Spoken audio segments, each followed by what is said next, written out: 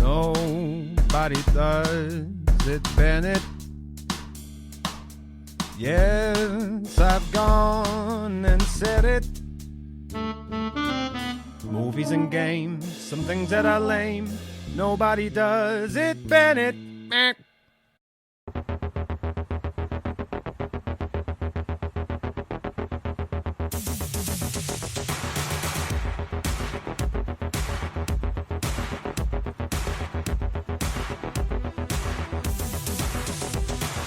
Good evening and welcome.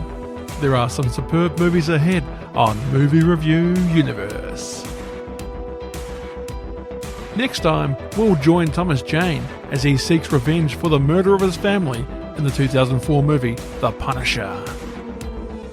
Right now though, it's time for The Mask. Hello and welcome to Nobody Does It Bennett, Movie Review Universe, otherwise known as the MRU, for the film The Mask. I am your host, the Greg Bennett Experience, and joining me once again for this one is Jeff. Hello. Is that not very, very close to copyright, calling it the MRU? No, that's the MCU, it's different. Yeah, I know, It's it's so freaking close. It's the Movie Review Universe. It's just my name abbreviated. You can't copyright for abbreviation, surely. I think you can. Well, come at me, Marvel. Come at me. Yeah.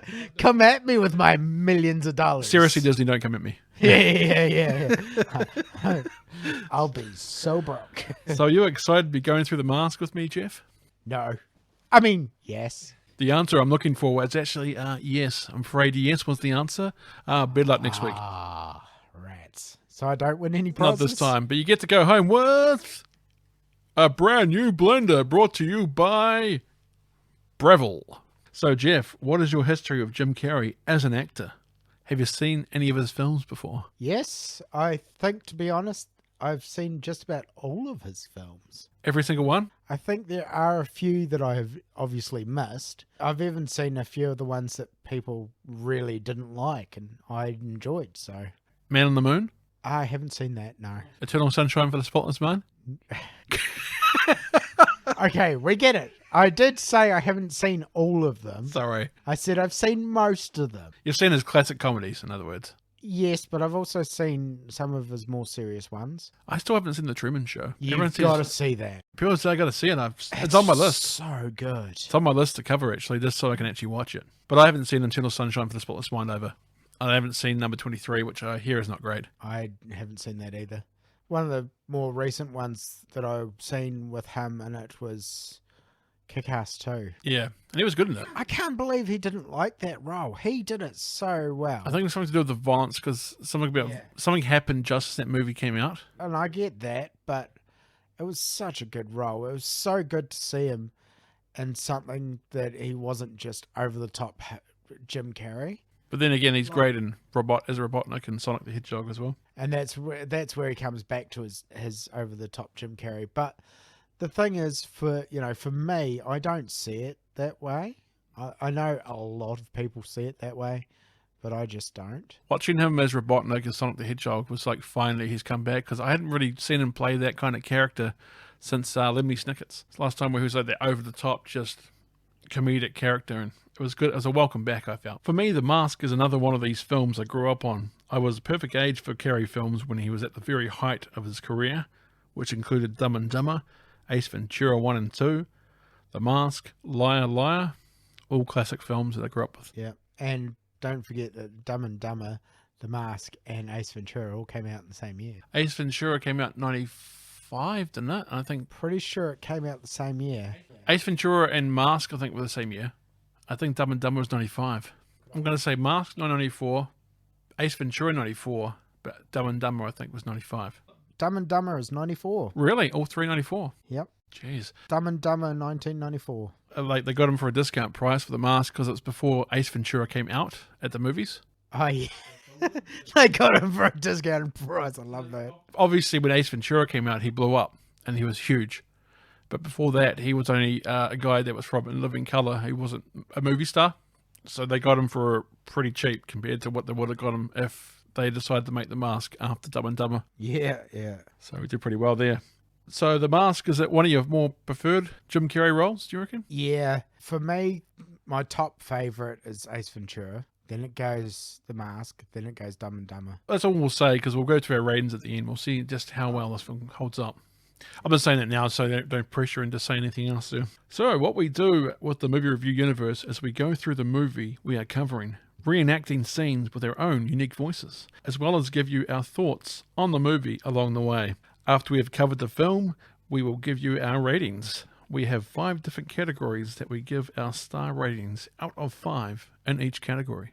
And if you'd like to recommend a movie for the movie review universe, or just want to give us your opinion on one of the films we have already covered, well, you can. By going to Nobody Does It Bennett on Facebook, or by hitting us up on the Twitter at NobodyDI Bennett. That's NobodyDI Bennett at Twitter. Or you can email us at nobodydoesitbennett@outlook.com. That's nobodydoesitbennett at outlook.com. That's Bennett with 2 N's and 2 T's. Right, Jeff, you ready to grab your mask and start this party? Yes. Right then, ladies and gentlemen, we present to you The Mask from 1994. Nobody Does It Bennett. Movie Review Universe. Movie starts with a shot of Edge City. A not so nice looking city, to be honest. The buildings look old, and not in a glamorous way. And the seaside looks to be littered with trash. Some divers come across an old chest, half buried in the ground, underwater. One of the divers forces the lock on the chest with a knife. It's not a knife, it's a crowbar. Is it? Crowbar, is it? One of the divers forces the lock on the chest with a crowbar. But just as the diver unlocks the chest, a long steel pipe is being lowered into the water by a boat. The steel pipe breaks off its chains, crushing the diver in the water. As the diver is crushed, the chest flies open and a mask comes floating to the top of the water. The mask is creepy looking with a green wood and metal design. Do you reckon it looks kind of creepy? No, I don't actually. Reminds me of the Man in the Eye mask. Little bit, but I didn't think it was creepy. Freaks me out. Maybe I don't know. The title appears, The Mask. And then you never see this diver ever again. He doesn't pop up in any news things or anything. He just, that's Maybe they haven't found the body yet. Could be. But if that's the case, then what are those Muppets doing that lowered the pipe in the first place? They were like, oh, we lost it. We lost it, guys. Let's move on. Surely they must have known there was someone around that area. Maybe. But, you know, this is Edge City. No one cares. It did seem like that Edge City was a bit edgy. So why would you live there? I wouldn't. No. And like, it's a worse Gotham, I find, you know? Yeah, which is kind of hard to do. Gotham's pretty bad. But Edge City's worse. Yeah, apparently. Stanley Ipkiss is at his job at the bank. He pulls some tickets out of his desk drawer. I got those concert tickets you wanted. You're kidding. For Friday night? Stanley, this is great. So what time should I pick you up? Well, see, here's the thing. My very best girlfriend just came into town, and I know she would die to go see this. So could we maybe get an extra ticket for her? Oh, they're out. They're sold out. That means there's no more. Like, how the heck does they're sold out? Oh, does that mean I could get another? No. They're sold out. That means there's no more. So can I order another one? No, get out of here. Yeah. Oh, well, I can't just let her sit at home all alone. I bet you could. Look, I'll tell you what. Why don't you just go with your friend? Stanley, I couldn't do that. No, come on. Stanley, you are the nicest guy. Really, you are. Yeah? Charlie, isn't Stanley the nicest guy? The best. Ugh. That was the most sickening display I've ever seen. I disagree. I think I'm wearing her down. Oh, buddy. That sounds so bad. I'm wearing her down, boss. Buddy, you know what you need. You need a little change of pace. Tonight, I'm going to take you on a love safari deep into the darkest heart of the urban jungle. Tell me more, Buana. The Coco Bongo Club, hottest new joint in town. Only creme de la creme need apply. So how do we get in? What, are you kidding? Leave it to me. Trust me, buddy. Yeah? This is going to be the perfect night on the town. Thunder crashes immediately after Charlie says that. Everything will be perfect. As the rain pours outside, a woman in a red dress runs into the bank. Hold the phone. Killer at 3 o'clock. Stanley and Charlie admire the woman in the red dress as she fixes her shoe, then flicks her hair up and starts walking towards them. Stand back and observe. Excuse me, where can I open a new account? Oh, good. You didn't sound so really happy to be there. I didn't go, excuse me. Yeah. New accounts, right here. You're lucky you caught me. I was just on my way out to... Could you hold this for me, please? I will hold anything you want. Ooh. Yeah. Thank you. Tina sits down and talks to Stanley. Can you help me? Tina hands her coat off to Charlie. He sniffs the coat like a creep. Yeah. It does. It does. I don't think that kind of thing would fly today in these kind of movies. No, they wouldn't. Just to look at his face, and he's like, oh. Yeah. It's like, it's not her panties, man. It's just her coat.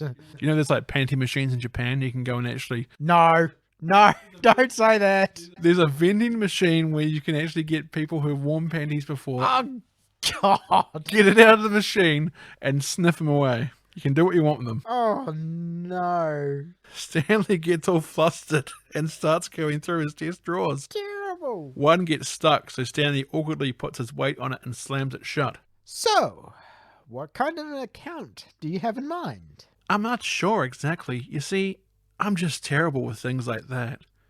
That's an interesting tie, Mr. Ipkiss. Stanley Ipkiss. Tina Carlisle. Pleased to meet you. The pleasure's all mine. Stanley gives Tina a firm handshake. May I? May you what? I'm such a mess.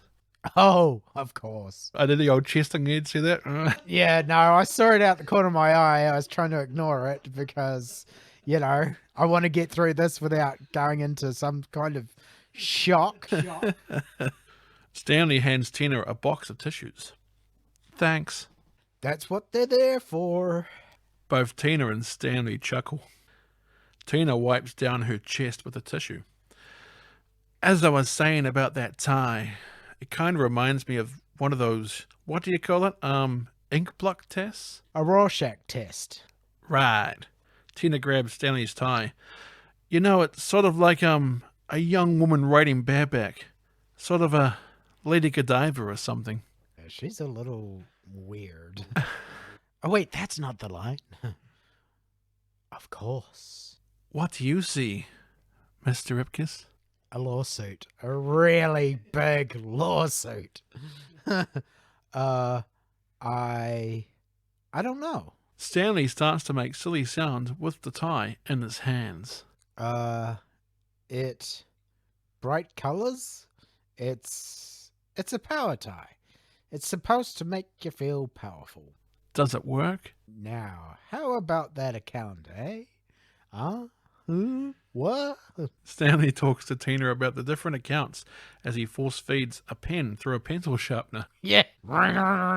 Tina seems to be interested in the bank vault. Tina then shifts her handbag, which has a camera lens sticking out the side. Local club manager, gangster Dorian Tyrell, and his main man, Freeze. Not Mr. Freeze. Not Mr. Freeze. Watch Tina's camera footage on a TV. They appear to be planning a bank heist. Freeze asks Dorian if Nico knows about this. Dorian says that Nico knows nothing, as this isn't his grift. Freeze tells Dorian to get real, as Nico owns the club, he owns Dorian, and he owns this whole stinking town. Dorian says things change. Freeze says that if you mess with Nico, you end up taking a dirt nap. So Dorian says here, the only one who's napping, and I'm about to give him a serious wake-up call. We need some cash. So first we take the bank, then we take Nico. And then, my friend, school is out. And this whole city is our playground. Stanley dangerously crosses traffic as he goes into a mechanic's shop to pick up his car. The mechanics tell him that his car's brake drums... It is brake drums, isn't it? Brake pads? His car's brake drums are shot, and he also needs a new transmission. I think he actually says drums. So I'll say that his car's brake drums are shot, and he also needs a new transmission. If you don't think that's what the lines are, you should email Greg and tell him otherwise. Let us know what he actually says. This is devastating news to Stanley, as he only brought it in for an oil change. Stanley needs a car for tonight, so the mechanics let Stanley use the loaner. Cut to a shot outside the Coco Bongo Club. That's seriously what it's called. There is a neon sign of a monkey playing bongo drums. A really flash sports car pulls up, and for a moment you think that the loaner is a sports car. But then that car pulls off, and Stanley arrives in what could possibly be the most hideous car you may ever lay your eyes upon. And it sounds as bad as it looks. It's a classic. Stanley taps the roof. Then a bit of the car falls off. You can't see what it is, but Stanley just throws it in the back of the car and helps the club valet drive off in the car. Pretty sure it's the side mirror. Is it? You actually see it though. Oh, I know you don't see it, but it's one of the only things I can think of that could fall off the side. Because it sounded metallic when it drops. Yeah, which if it had metal side mirrors, then yeah, that would make sense. Stanley meets up with Charlie and his dates. Charlie is wearing a leopard printed jacket. Charlie and his dates are let into the club, but Stanley is left outside, and when he crosses the rope to go in, the security guard grabs him and throws him onto the wet pavement. This is like in the edit scene we see how Dorian's like, throw him out, and then like close up shot, throw him out. Yeah. It's like, what? He says it twice? Yeah. He does, it's weird. Then when Stanley gets up, he is drenched by a car going past a puddle. Stanley then sees Tina entering the club from her car. They chat for a moment, but then the valet shows up with the loaner. Stanley pretends that it's not his car, but then takes it, but still pretends there is a mix-up. Stanley drives off, and then finds himself crossing the bridge. When the loaner breaks down, Stanley smacks his head on the steering wheel in frustration. That hurts him. Yeah. Oh! He then gets out to check the engine, but the latch to the bonnet is so hot that it burns him. Stanley then kicks the front of the loaner, causing the front bumper, then a light, followed by the car doors, and eventually the whole entire frame of the car to collapse. Do you think they're just like really trying to hit it home that he's a loser? That he doesn't like have much going for his life? I think it's not, I don't know if he's a loser or he just, because he's so nice, he's not going to get where he wants to be. And yeah, but they're like really hitting it home too. They're not just... Yeah, that his life sucks. They're not just going, oh, you know, here's a little bit of salt for you. They're like, here's the salt and the pepper. Give him a reason to put that mask on, I guess. Yeah. But yeah, I guess they are. They really is cartoonishly over the top like most of this other movie is, which, yeah, he's getting one thing after the other. Stanley looks out on the bridge. Thunder cracks, then lightning strikes. Stanley then notices a body in the water.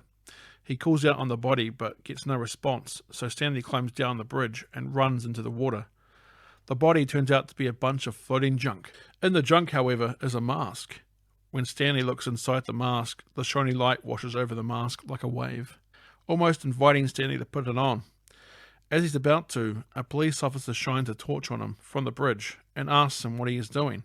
I'm just looking for my mask. I got it. Cut to Stanley walking up the stairs to his apartment, completely drenched, when his landlady, Mrs. Peenman, comes out from her apartment door. Ipkiss, do you have any idea what time it is? Actually, no. My new carpet! Well, this is coming right out of your security deposit, Ipkiss. You know what, Mrs. Peenman? What? Nothing. Well, that's what you are, Ipkiss. A big nothing. Mrs. Peenman slams her door in Stanley's face. Aren't you due back at the laboratory to get your bolts tightened? I should have said that. Stanley arrives in his apartment. The first thing you see is a lamp with a cartoon dog leaning against it, smoking a cigarette. That's one cool-looking lamp. Yeah. That's pretty cool-looking, actually. What'd you call it, by the way? I called it a cartoon dog, isn't it? It's a wolf. Is it? Well, it's a form of dog, isn't it? Yeah, but it's not a dog. It's a wolf. The first thing you see is a lamp with a cartoon wolf leaning against it, smoking a cigarette. Next thing you say, no, wolves don't smoke cigarettes, they smoke cigars. Exactly, yeah. But it's a throw forward to when he does the thing later on. Because it's actually in the video, it's actually going to show you what he does as well. That's one cool-looking lamp. Milo, Stanley's dog, greets him as soon as he gets inside. Milo gets his frisbee while Stanley puts in a cartoon movie videotape into his VCR. Remember those? Yeah, old school. VCR. The title of the videotape is called Tex Avery's Screwball Classics 2. Tex Avery was an animation director at MGM Studios between 1942 and 1955. A natural person. Natural okay, person. Cool. As soon as I saw it, I was like, is that actually a real thing? I looked it up, and it actually is. Stanley watches a scene where a dog dressed in a suit starts to whistle, hoot, and holler at a woman he's attracted to. This scene comes back later when the mask visits the Coco Bongo. Stanley throws Milo the frisbee while Mrs. Penman bangs on the wall, telling Stanley to turn off the cartoons. Stanley switches to a TV channel. So, Dr. Newman, you're saying that everybody wears a mask? That's correct, Wendy. We all wear masks, metaphorically speaking. We suppress the id, our darkest desires, and adopt a more socially acceptable image. Well, the book is, of course, The Mask We Wear by Dr. Arthur Newman. Thank you so much for being with us today. Stanley turns off the TV. He notices Milo is growling. What's the matter? Ooh, that was... What's the matter with you? Hey, put your foot down the door. Been working all day. What's the matter with you? What is it? What are you looking for, huh? You like this thing? You like it? You like it? Wear it, you weird little dog. The masks we wear. Stanley looks in the mirror with the mask in his hand. That's correct, Wendy. We all wear masks, metaphorically speaking. Stanley goes to put the mask on. It starts to suck his face. It does though. So. Starts to suck his face off. Freaked out by this, Stanley pulls it away. Then, looking confused but also curious, Stanley puts the mask on. The mask transition scene looks incredible, even today. The cartoonish effects mixed in with the Taz spinning really holds up. So he has the Tasmanian Devil spin. I'm pretty sure that's what the Taz pillow is there. And what is it? It's references that he actually picks it up and uses it for his character. Smoking! Mask cartoonishly speeds off to a mirror. It's party time. Party. Because I gotta. Mask tries to sneak past Mrs. Penman's door, but an alarm clock jumps out of the mask's pocket. So Mask starts trying to smash it with a cartoon mallet. Mask smashes a few holes in the walls and floor before he smashes the alarm clock. Mrs. Penman comes out her door. She grabs a rifle and starts shooting at the mask. And then she's comes out the door. She's wearing a green face, sleeping is green as well. Mask, yep. Yeah, so she's got the old mask as well. He starts to hop all around the hallway and out the window at the back of the hallway. Mask then hits the road at high impact. Mask flattens like a cartoon pancake. Look, Ma, I'm roadkill. Ha ha ha. Mask fills out again. Then he is tooted on by an incoming car. Hey, get out of the road! I think he wants to communicate. Mask breaking the fourth wall here. Classic cartoon skit. Mask pulls out a horn from his pocket that reads, "Squeeze me gently." The horn enlarges dramatically and the sound blows all the glass out of the car. I love how the horn has a tongue and the driver has the hair up like a cartoon. Yeah. It looks like he'd been electrocuted or something. It does. It reminds me of a movie called Young Einstein. Oh, for me it reminded me of Home Alone. The hair. Bleh. True. Mask starts to walk down the street and is immediately approached by some thugs. Did they just not see or at least hear what had just happened? Like, what? Hey, mister, got the time? As a matter of fact, I do, Cubby. Mask is surrounded by thugs. Look at that. It's exactly 2 seconds before I honk your nose and pull your underwear over your head. Mask then honks Thug's one's nose and pulls his underwear over his head. Mask runs into an alley. The group of thugs follow. When they meet up with the Mask in the alley, Mask is dressed like a theme park entertainer. Thug 1 recovered fast from the ultra wedgie. Yeah, he really did, didn't he? Step right up here. Don't be shy. Nobody likes a bashful leatherhead. Move it. For my first trick, I'd like to do something for you, son. We have a giraffe. There you go, son. Now get out of here. You're bothering me. I love that line, eh? Get out of here, son. You bother me. Yep. Mask hands one of the thugs a balloon animal giraffe. Mask moves on to his next trick, but pulls out a used condom by mistake. Sorry, wrong pocket. For you, son, a little body English. A French poodle. Mask goes to hand Thug 1 a poodle balloon animal, but then it bursts. Sorry, son, the dog was rubbing and had to put it down. That's one of my favourite lines. That's good, eh? Thug 1's face is great. So sad. He's like, oh God. He like completely forgets he's trying to rob this guy and he's like, oh, my dog. My poodle. And last but not least, my favourite. Mask goes crazy spinning and licking a black balloon at an incredibly fast rate. After a few moments, A Tommy gun. gun goes from being a balloon gun to a real Tommy gun. Mask starts firing at the thugs, which makes them scatter. This is incredible. With these powers, I could be a superhero. I could fight crime, protect the innocent, work for world peace.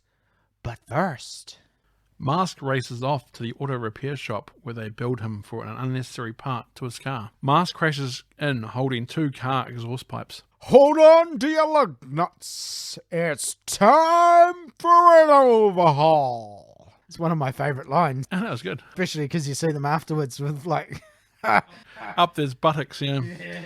Mask spins towards the mechanics. All you can hear is screaming and cartoon sounds. Yeah, but not bad screaming considering what's happening to them. It's like, oh, Because it's the cartoon sounds, yeah. what's going on? And then the next scene you see them with car exhausts out the backside and you're like, that doesn't line up. Maybe he used Vaseline, so it went up smoother.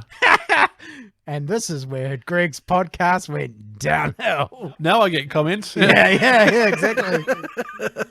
Cut to the morning, with Stanley waking up in his bed. Stanley has no idea how he got in bed and whether the mask situation actually happened or not. Stanley thinks it was a dream. But then there is a knock at the door. It is Lieutenant Mitch Calloway. Epkiss!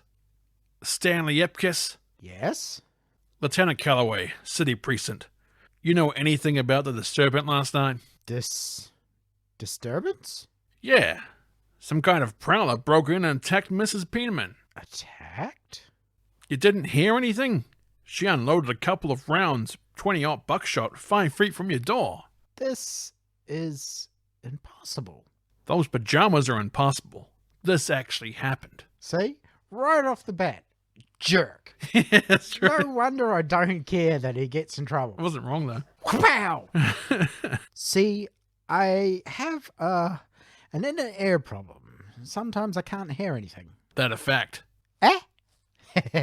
Here's my card. If you remember anything unusual about last night, anything at all, call me. You betcha, and good luck. Cracking the case. Stanley then realizes he's late for work. Stanley commands Milo to find his keys as he gets his briefcase ready for work. Milo finds Stanley's keys under a Tasmanian devil pillow on the couch. I want that pillow. Stanley sees the mask sitting on one of his bed pillows, so he throws it out of his apartment window, only for the mask to boomerang back inside his apartment and onto the couch. Which is really weird, because it doesn't do that at any other time. But it's like it's latched to him. It's almost like Venom in Spider-Man, how it's attached to Parker, I guess. Yeah. I guess because he's so traumatized, it latches to him. Because at the end of the movie, when he's actually become confident in who he is, he doesn't need it anymore, and it won't come back to him. Yeah. It's like, I think his body secretly yearns for it. And that's why it comes back. Yeah. Meanwhile, the 2 mechanics are being wheeled out by an ambulance at their shop. One of the EMTs tells dispatch that they're going to need the best proctologists they can find. The 2 mechanics have had car pipes shoved up their buttholes by the mask. Can we not say buttholes? What it is? Say shoved up the back, man. The 2 mechanics have had car pipes shoved up their rectums by the mask. Oh, that's worse. Just stop. The 2 mechanics have had car pipes shoved up their poop chutes by the mask. Oh. Take 3. The 2 mechanics have had car pipes shoved up their backsides by the mask. That's better. Way better. A reporter with the Evening Star, Peggy, asked Lieutenant Calloway what happened to the 2 mechanics. Calloway gives her a smart-ass comment when she says it looks like a mob tactic. Calloway orders the reporters away. As the other reporters are getting ushered away, Peggy sneaks into the workshop. Stanley arrives at work. Hey, Stan! Where were you last night? The girls and I were looking all over you for you. Did you happen to look outside in the gutter? Hey, did you check the morning paper? Your girlfriend got a great review. Newspaper reads, bombshell explodes at Coco Bongo. Really? That's the leading story? Yep. apparently. And then again, it was a side story. It wasn't the main story, wasn't it? It was a side story, I think. Yeah, I think so. Yeah, I'll give him the benefit of the doubt. Newspaper reads, bombshell explodes at Coco Bongo. Which really sounds bad. If you just have someone reading a bit of the paper to you, bombshell explodes at the Coco Bongo, you're like, so what happened? Is the people dead? No, it's a singer. What? Which kind of mirrors what's going to happen at the end if Dorian gets his way, there would be a bomb exploding at Coco Bongo. Okay, I'll be Mr. Dickey. Epkiss, you're 40 minutes late. Now that's the same as stealing. I'm sorry, Mr. Dickey. It'll never happen again. I've been a jerk. Well, if you weren't busy oogling girly pictures, you might actually get some work done around here. Sir, she's a prospective client of Stanley's. Oh, really? Well, the next time she comes in, you be sure to send her to my office. Why are they all so sleazy? Everyone's sleazy in this. Charlie's sleazy, Mr. Dickey's sleazy, even Stanley's slightly sleazy. He's not sleazy, he's not as sleazy, I guess you're right. That's why I said slightly sleazy. Oh, you betcha. You jerk. Mr. Dickey walks away. Gee, I wish my daddy owned a bank. Then I could be a rich little creep too. Well, he kind of is. Yeah, he is a little creep. Yeah, I'm not sure if he's rich, but I mean, he gets into the Cucamongo pretty... He's sleazy and slimy. He's a slimy character. You think she'll ever come back, Charlie? Oh man, forget her. Stanley, listen to me. A girl like that is always looking for the BBD, the bigger, better deal. You don't know that, Charlie. She's an artist. She's sensitive. Stanley, forget her. That girl will rip out your heart and put it in a blender and hit frappe. You don't need her, man.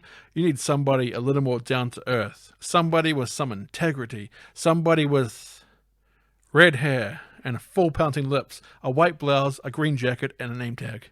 Boy, you really narrowed that down. Too bad she's already taken. Charlie approaches Peggy. Hello there. May I be of some assistance? Stanley Ipkiss? Charlie points to Stanley. Oh, hi. I'm Peggy Brandt from the Tribune. Oh, hi. Look, I cancelled my subscription because they keep stealing my paper from... Oh, no. Actually, I just want to ask you a few questions. Really? About what? Ripley Auto Finishing. You're a customer of theirs, aren't you? Me? No, I don't even own a car. You know, cars, they pollute. You don't own an 89 Civic? Oh, that car. Yeah.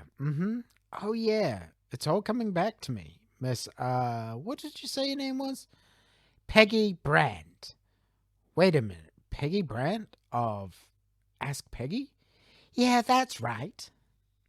You printed one of my letters last year, remember? Nice guys finish last. You're Mr. Nice Guy? Yes. Oh, Stanley, do you realize how much mail we got about that letter? I mean, there are literally hundreds of women out there looking for a guy just like you. Really? Yeah. Do you know how hard it is to find a decent man in this town? Most of them think monogamy is some kind of wood. So, why are you covering this story? Because, dear Peggy Pays Dick, I'm starving to death. I'm looking to become a real reporter.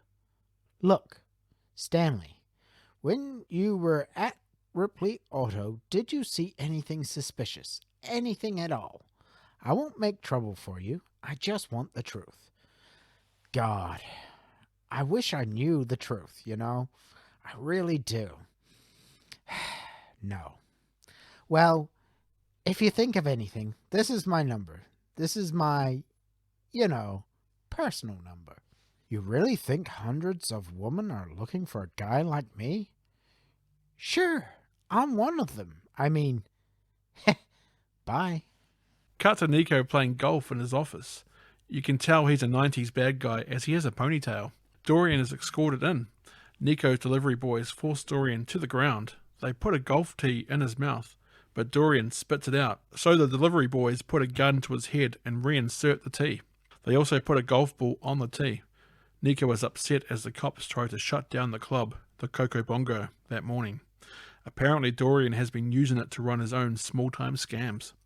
Nico hears things like that and he starts to lose his concentration and his game. It goes straight to hell. Dorian could too. Nico hits the ball off the tee, causing Dorian to bleed. Nico tells Dorian how he is fed up with him, but Nico is going to cut Dorian a break. 1 week to get out of town. After that, Nico will use Dorian's skull to break in his new 9-iron. But he won't kick him out of his club for some reason. He'll let him stay there. Yep, of course. All right. Cut to Stanley sleeping in his bed. He has to dream about meeting Tina outside the club again. This time, much cooler and smoking. As Stanley and Tina are about to kiss, Tina turns Stanley's head and starts licking his ear. It's so gross, this scene. Turns out Milo was licking Stanley in his sleep. That dog's so cool though, Milo. Oh, hell yeah. One of the coolest dogs, I think, in movies. Yep. Stanley gets up and looks at the article about Tina again. He has now cut it out and stuck it to the side of his mirror. Yeah, that's not screaming dodgy. Oh, it's his own house, I guess. True. Stanley then sees that the mask was back. Stanley says, "No way," and throws the mask behind the couch. Stanley then dives behind the couch, changing into the mask and saving the studio some CGI money. Cheapos. But, to be honest, still pretty good. Yeah. Hold on, sugar. Daddy's got a sweet tooth tonight. Mask starts brushing his teeth and blow drying his bald head, as well as shaving his clean face, and uses Milo as a towel. Oh, that poor dog. He's like, Yep. Oh, somebody stop me. Uh-oh. Can't make the scene if you don't have the green. I better make a little stop. Dorian's crew, who is led by Freeze, are about to break into Edge City Savings. Dorian tells Freeze that they are on their own. Dorian is going downstairs to the club to make sure he is seen for an alibi. As they start to break in, the mask comes spinning out. Do you know, if you go back to that scene and you listen, you can actually hear the change when it goes from the sound of them trying to drill through the lock to the actual sound of him doing his spinning. Like the Tasmanian Devil sound? Yeah, but if you go back, you can actually hear it, and it starts out with the drilling sound of the drill that they're using for the lock, and then if you listen, you can actually hear it change and come a little bit more high-pitched as it becomes the spinning sound as he goes busting through the door. And they would have assumed that it was the drill. Yeah, that's why they don't react until he basically busts through, because it sounds very similar. Clever. Sorry, fellas. Waste not, want not. Mask spins away as sirens approach the bank. Freeze and the crew start a shootout with the cops. It's like they start shooting them straight away. It's like, just run. Run, man. Meanwhile, at the Coco Bongo, crowds are wanting to get into the club. The mask shows up in an incredibly long limo. Are you on the list? No. But I believe my friends are. Perhaps you know them. Franklin, Grant, and Jackson. Mask throws money around the crowd and walks into the club. Tina starts dancing and singing on stage. She starts dancing around the tables. Hey, baby, ain't I good to you? Mask notices Tina. His jaw cartoonishly drops to the table and his tongue rolls out, with his eyes fully bulging out. Tina continues to sing and dance. Mask then has his heart cartoonishly start beating in and out of his chest. Tina continues while Dorian is approached by one of his guys from the bank. The guy tells Dorian that they have trouble and that he better come upstairs. Mask then goes full cartoon dog, like the cartoon Stanley was watching earlier, howling and whistling while also hitting himself over the head with a mallet. Mask glides to the stage. Let's rock this joint! And does a dance number with Tina to the song Hey Pucho by Royal Crown Revue. Dorian goes upstairs to find Freeze dying from gunshot wounds from the police shootout. Freeze tells Dorian that someone hit the bank before they could. Dorian puts a cigarette in Freeze's mouth, but Freeze is dead. When I was a kid, I thought Dorian killed Freeze with a poisoned cigarette. Oh, really? I always thought when he was a kid, because he dies immediately after he puts the cigarette in his mouth. Yeah. So I thought Dorian just killed him with a poisoned cigarette to keep him silent. I never thought that. I was like, I guess I was about 10 when I first saw it. I mean, that poison would have just went BAM! You know movie poison, though. Yeah, movie poison, movie drugs, they all work the same. It works straight away. Instant. Dorian is pissed and demands to know who did it. The guy Dorian is manhandling points out to the Mask out on the stage. Mask and Tina continue to dance. Mask kisses Tina, which blows her shoes off her feet. Pew! One of Dorian's thugs shoots at Mask, shooting off a piece of his tie. This part of Mask's tie transforms back into a piece of Stanley's pajamas. The thugs tell everyone to leave. The club's closed. Dorian tells Tina to get out of here. Okay, Twinkle Toes. I want to know where my money is, and I want to know right now. Okay. You've got 17.5% in T-bills amortized over the fiscal year. 8% in stocks and bonds. Carry the 9, divide by the gross national product. Fortunately, funeral bouquets are deductible. Ice this deadbeat. Thugs start shooting at the Mask, but he just cartoonishly avoids the bullets, pulling his body in unrealistic ways. Mask transforms into different characters, including a Russian dancer, Elvis, and a cowboy. Mask says he's been shot. The thugs and Dorian smile. Mask then walks over and falls into one of the thugs' arms. You got me, partner. Ooh, ah, ee. Ooh, ah, ah. Ooh. Hold me close, Fred. It's getting real dark. Tell Auntie Em to let old Yeller out.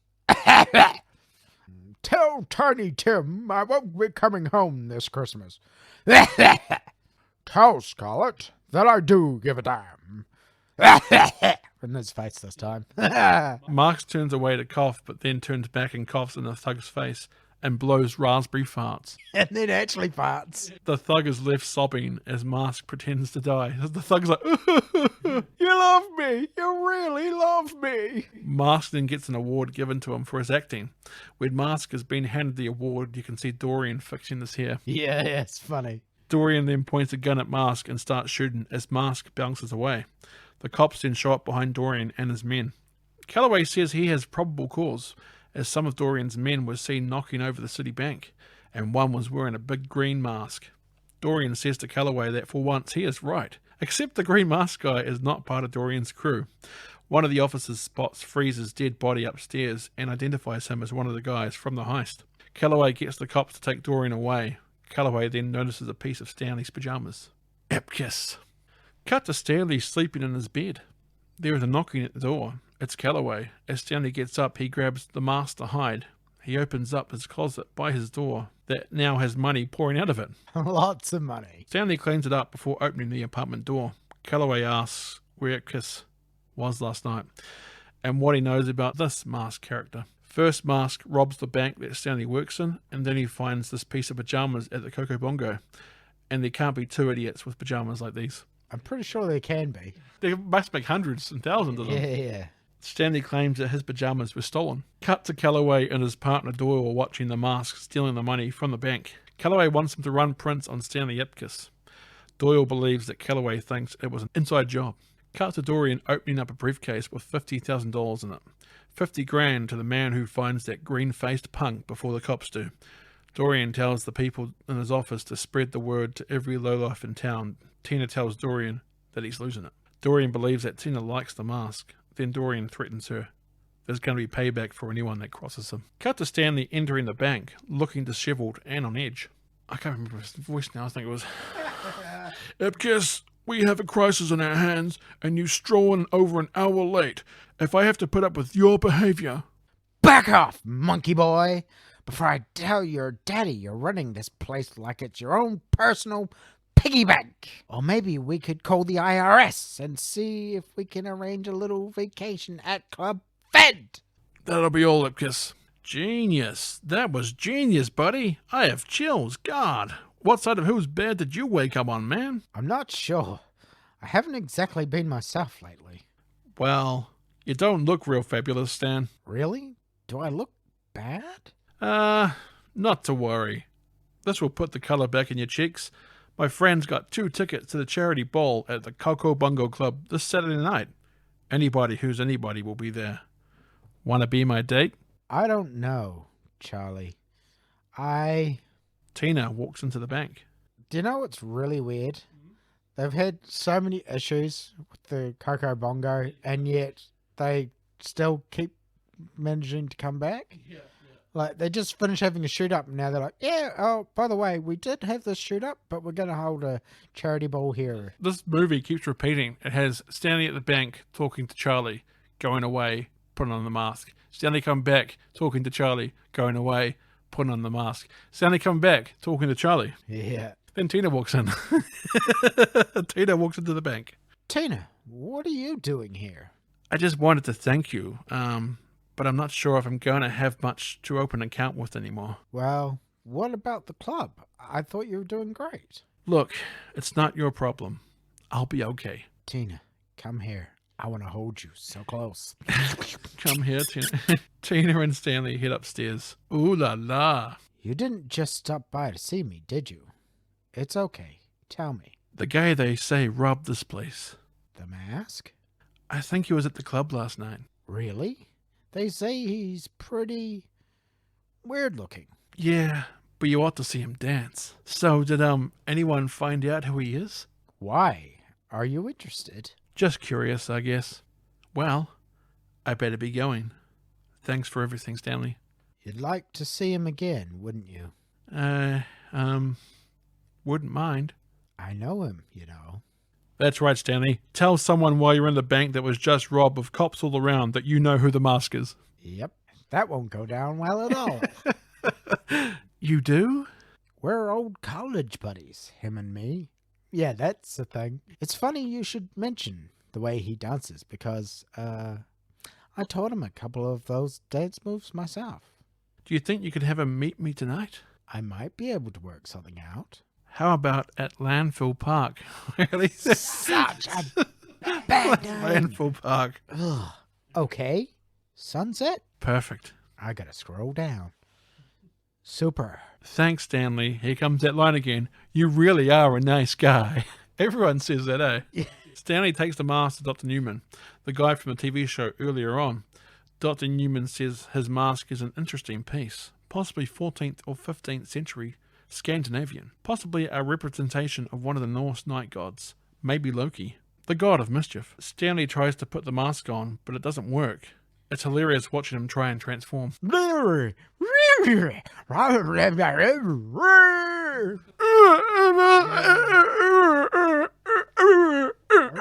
he kind of tries to hump it. Yeah, that's what I was doing then.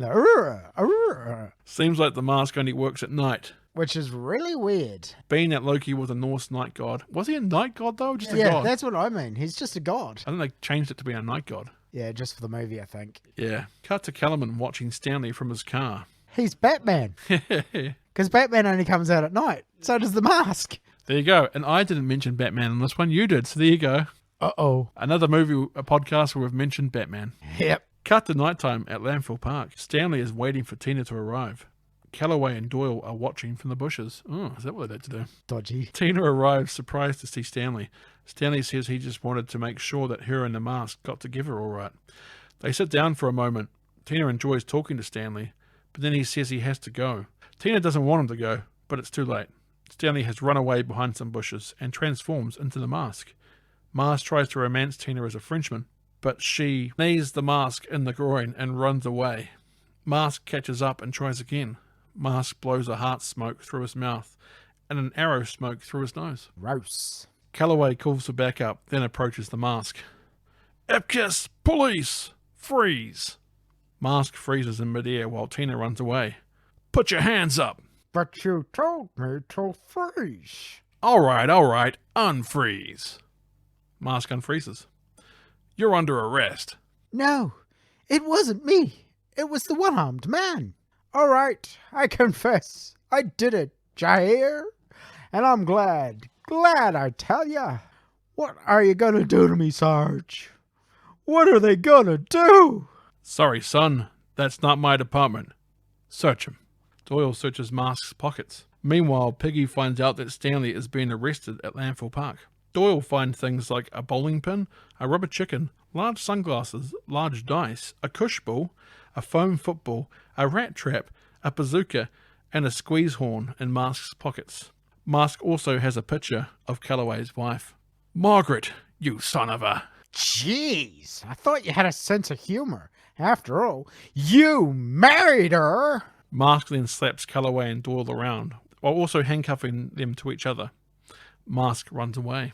Mask runs out of Landfill Park and quickly boards up the entrance to the park.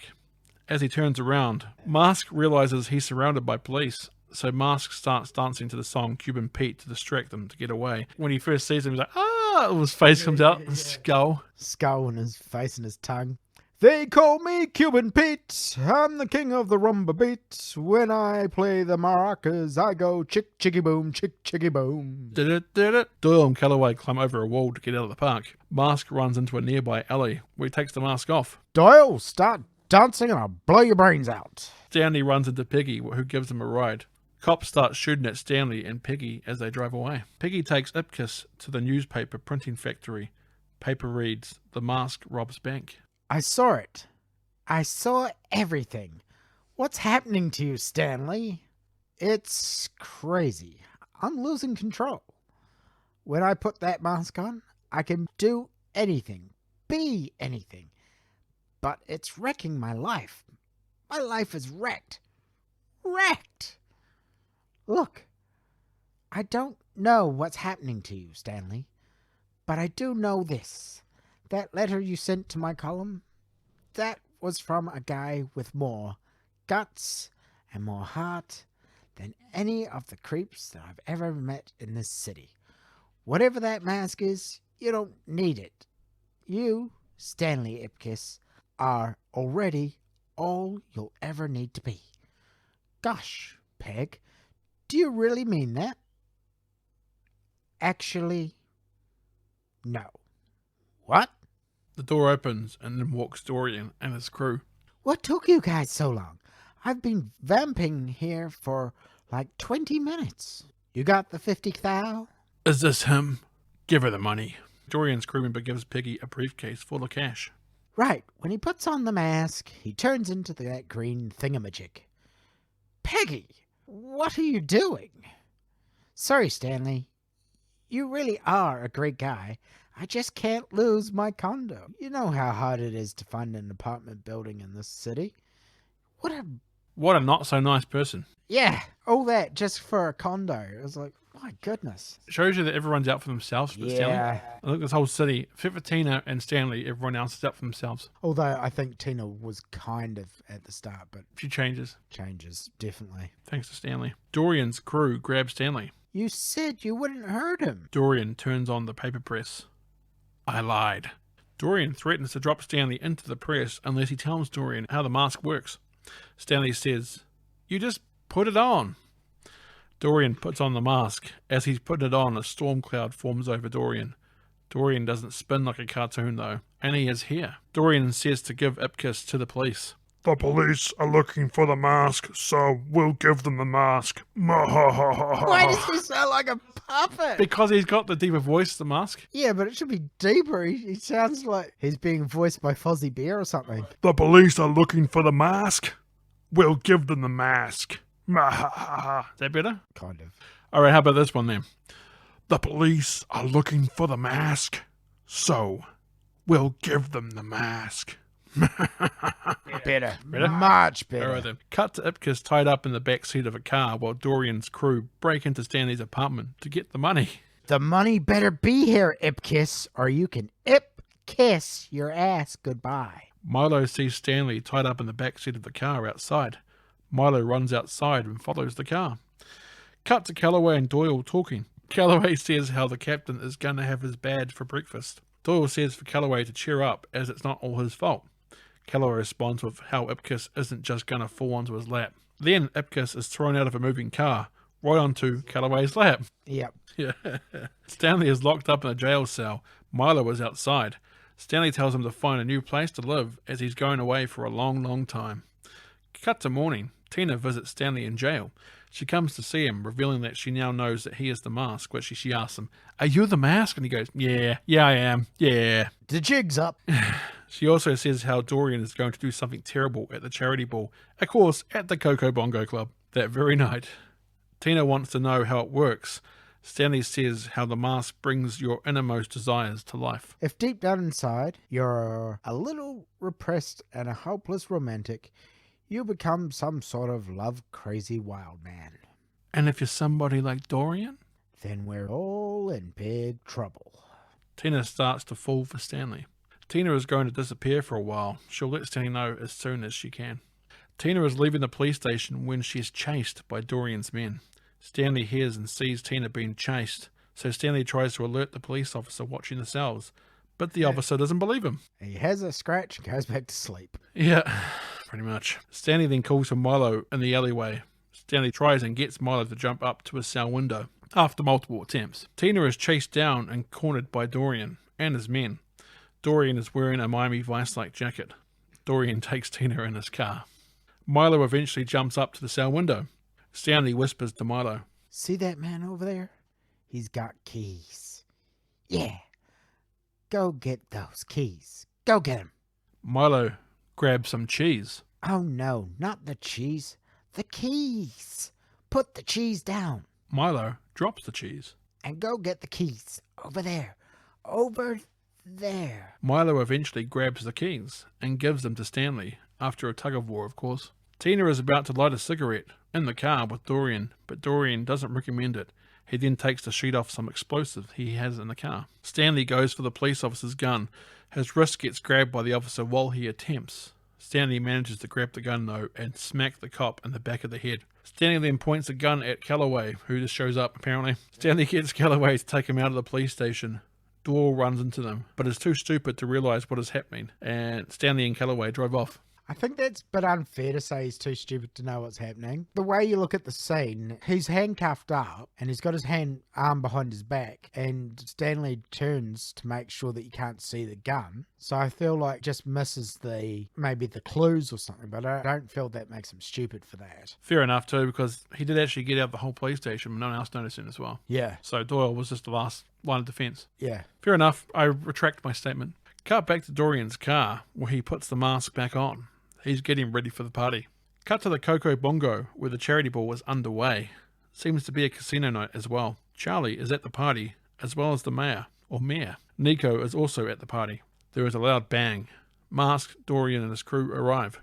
Dorian's crew and Nico's crew have a shootout. Nico shoots at Masked Dorian, but Masked Dorian absorbs all the bullets and spits them back at Nico, killing them. Stanley, Calloway and Milo arrive at the Coco Bongo. Stanley wraps the radio around Calloway so he can call for backup. Milo, this could be dangerous. You stay here and be a good boy. Daddy's gonna go kick some ass. He's a dead man. Stanley walks his way into the club.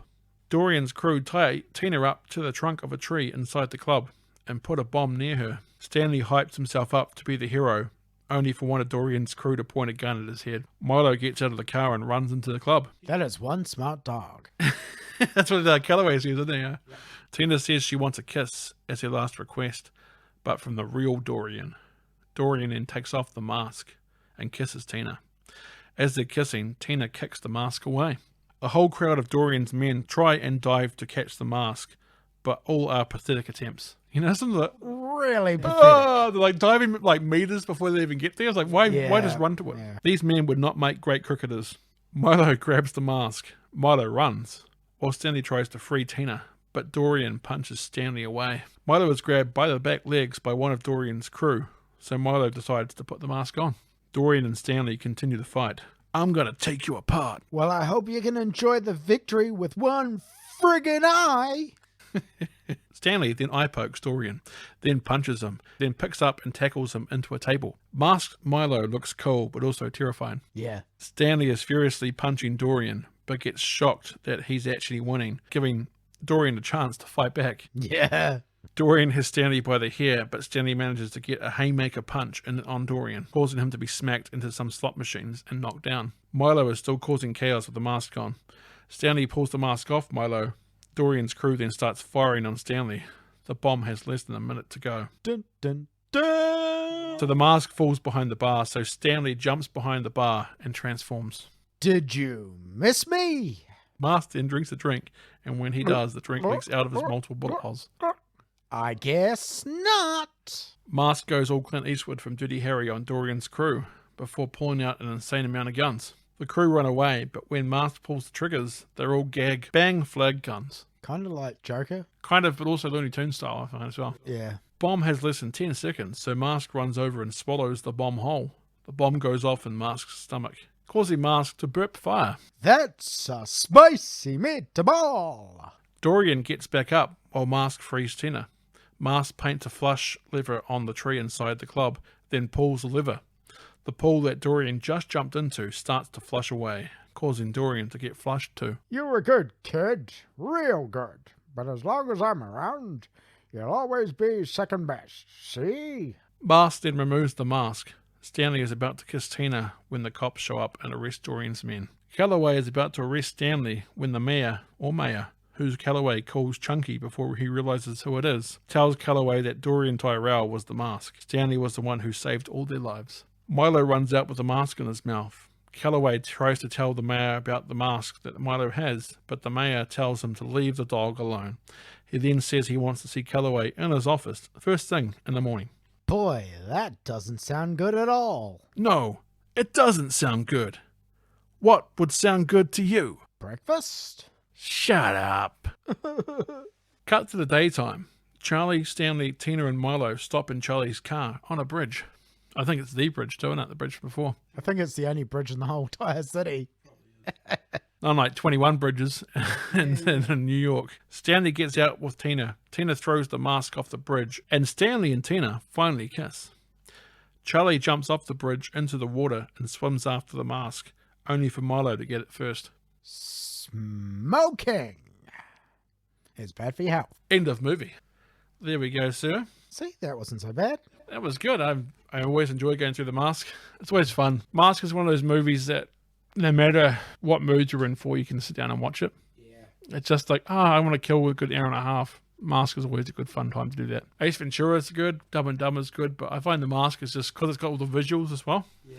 It's just a good way to spend an hour and a half. Should we go to our ratings, sir? Yeah, I think we can do that. Let's go to the ratings. Nobody does it, Bennett. Right, sir. So let's go through our ratings. So out of 5 stars, what have you given the story? None.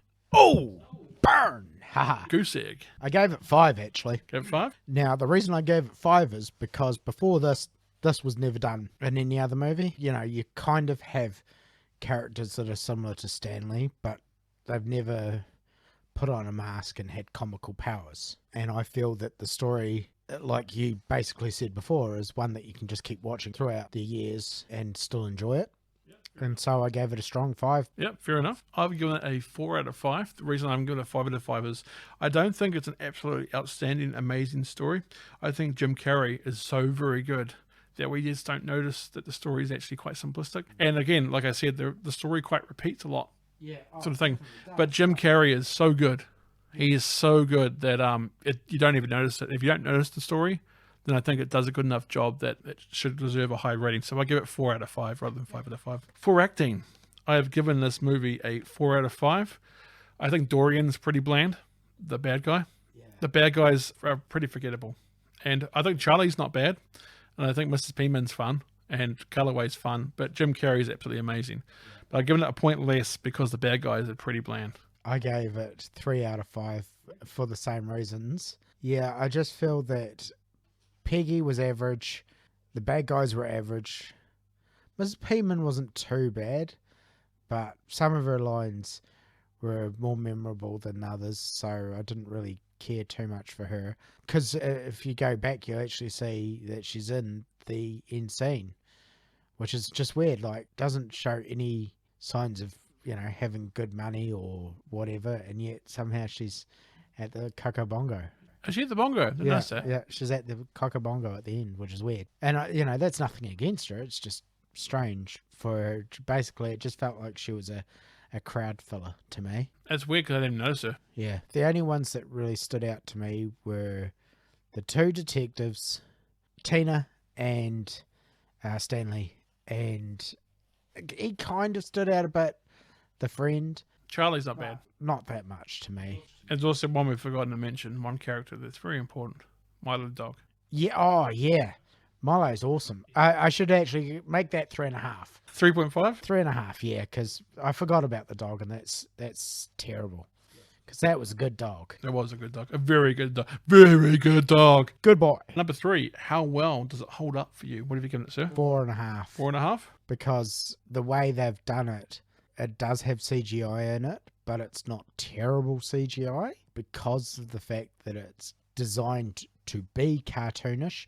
The way they've done it means that they can pretty much get away with it for the end of time. You go back and you can watch it over and over and over again. That's why I've given it a 4.5. 4.5? Well, I've actually given this 5 out of 5. I do like the CGI is in there is a little bit dated, but because it's cartoon animation, it doesn't feel like it is. It just looks like they're going for a certain style of cartoon from classic animation, which means it still holds up today. If they'd gone for like real kind of life CGI, like The Mummy from the late 90s, it would have looked terrible. But because it's cartoonish CGI and it works still with the character, and it's not supposed to be real, so your mind isn't really thinking that way. I think it still holds up very well. I think the rest of the picture looks beautiful. And yes, there's some mistreatment of women, but it's from bad guys that are bad guys. So I think it holds up because they're bad guys anyway. It's not good guys mistreating women. Yeah, they're a bit sleazy, some of them. Yeah. Like Charlie's also... I think Charlie is deliberately over sleazy though. So again, it's not promoting it. It's showing you that it's in a negative way. So I'll give it 5 still. For music, sir, I have given this a 4 out of 5. I think there's some good music in there. At the Coco Bongo, the song there, and also Cuban Pete are good songs. I gave it a 5. 5? Because the two that really stood out were the ones that you've just said, but they stood out so well that just enjoyable, especially the Cuban Pete. I mean, it's just so catchy that you actually find yourself singing along to it. Yeah. I always dance to it too. No, fair enough. It was very close to a 5, but for me, it's like, because there's not fantastic music throughout the film for me, like it's okay. Yeah. But those two songs, like you say, stand out. I was like, I'll give it 4 out of 5, but I can understand 5 out of 5 though. Right, for visuals, how good does it look? 4. Good at 4? Because it's not over the top CGI. So it means that you can keep using it year after year without it really, That's more how good it holds up. For visuals, it's more like how well it's shot. Does it look like a movie or does it look like a TV show? Does it look cheap and stuff like that? And for me, it doesn't. It looks really good. No, I think the same. But with the CGI, it's also about how good it looks. Because if you look at those dinosaur attack movies, the CGI in that is awful. I only say that because every single host I've had so far mentions the CGI and the visuals. Like, that's kind of more for the how well it holds up. But it does actually go into visuals as well. You're right. Yeah, because that's the thing. That the CGI is part of what you're seeing. But I do understand where you're coming from. Yeah. I've given it a 5 out of 5. I think, like, especially watching it on DVD and Blu-ray, the picture looks amazing and immaculate today. A lot of movies from the 90s look grainy and horrible and shot. Like, even this movie looks like it's brand spanking new. It looks clean. Because they filmed it in the studio or on sets, they can control the environment. And yes, it looks clean and a little bit fake sometimes, but it's a cartoon kind of world anyway. It kind of lends itself to it. So I think it looks really, really beautiful. And the way it's shot looks amazing. Like, all the dance sequences are beautiful. And like showing the shots, like when all the cops are at him. Or just like the Coco Bongo dancing. Everything's shot so well, I had to give it 5 out of 5. Right, sir, so let's add up the numbers then. For story, I gave it 4 out of 5. You gave it 5 out of 5. For acting, I gave it 4 out of 5. And you gave it 3.5 out of 5, thanks to Milo. Yeah. For how well it holds up, I gave it 5 and you gave it 4.5. For music, I gave it 4 and you gave it 5. And for visuals, or how good it looks, you gave it 4 and I gave it 5. For a grand total, I gave it 22 and you gave it 22. For 44 out of 50 stars, which is fantastic. So with 44 out of 50, boom, ba-dum, bum, bum, it is now in 5th out of 6th place. But you got to remember, Jurassic Park got a perfect 50 points. 5 out of 5 and everything. Jumanji got 47.5 stars. That's 2. Batman got 44.5 stars, and Big got 44.5 stars. The first two movies I did the movie review universe got the same score. Yeah, I remember. And The Phantom is 34.5 stars, so The Mask is above that with 44. But it's in 5th place out of 6 so far, but I think Mask is going to be one that's going to be top 10 for a good while. So how did you put the order for the two that got the same score? I just put Big and Batman as 3rd and 4th. It's technically 3rd equal, but I didn't want to put 3 and 3, so I just put 3rd and 4th. I put Batman first because alphabetically it's before Big. Yes, true. That I can accept, yeah. One day I might do another one like a battle of the point system and go between Big and Batman and figure out which one's better and give it an extra point. So therefore it's actually ahead of the other one. I say Batman. I don't know, it's close. For me personally, I'd say Batman, but I'm such a Batman head, it's a bit unfair. If me and you were doing it, I think that was the same. I think Batman would smash Big if it was me and you. yeah. So I think if it ends up being me and you, that we should seriously look at it from Big's point of view, because we know a lot about Batman already. So I think we should hinder ourselves on the Batman side of it and strengthen ourselves on the Big side of it, then go in and have a look. Well, at I it. think I'd bring in 3 people for that, because that way you've got a dead heat. Like 2 people might pick Batman, 1 person pick Big, or some who you're going to have a majority. But 3 people means if you all 3 pick Batman, then it's an unanimous decision. So more than 2 people, I think, for that one would have to be on board. And it would have like a debate. Would have like, what are the pros of Batman compared to the pros of Big? Yeah, that's not a bad score. 44.5 stars. It's pretty good. That's very good. If you would like to recommend a movie for the Movie Review Universe, or just want to give us your opinion on one of the movies we've already covered, well, you can by going to Nobody Does It Bennett on Facebook, or by hitting us up on the Twitter at NobodyDIBennett. That's NobodyDIBennett on Twitter. You can also email us at nobodydoesitbennett@outlook.com. That's Bennett with 2 N's and 2 T's. If you're more into new release movies or newer release movies and want to hear us talking about them, well, I do have another podcasting show that I do called JB's Real Cut. Jeff has also been on that as well. Shock! It's a podcast by JB Hi-Fi where we go through the recent release movies that have come out. We talk about them in a spoiler-free part at the start and then go into spoiler. So if you like the more recent ones and want to hear more of it from us, that's JB's Real Cut. It's also available on Spotify, Apple Music, and other podcasting sites. Excellent. Thank you, Jeff, for being here tonight for yet another episode. You're welcome. I enjoyed it. I really did. And we're giving it away that Punisher will be next on the Movie Review Universe. Spoiler alert! But next week, it's going to be Worst of the Worst, where I do with Matt, Batman and Robin. So that will be fun. Batman and Robin's always a good one. Mercy, I grow cold for your mercy. Cool, so thanks, Jeff, and thank you for listening. And remember, some others may do it better, but nobody does it better. All right, take care. It's the end of the show, and now it's time to go. Don't be sad, just be glad. Then nobody does it better.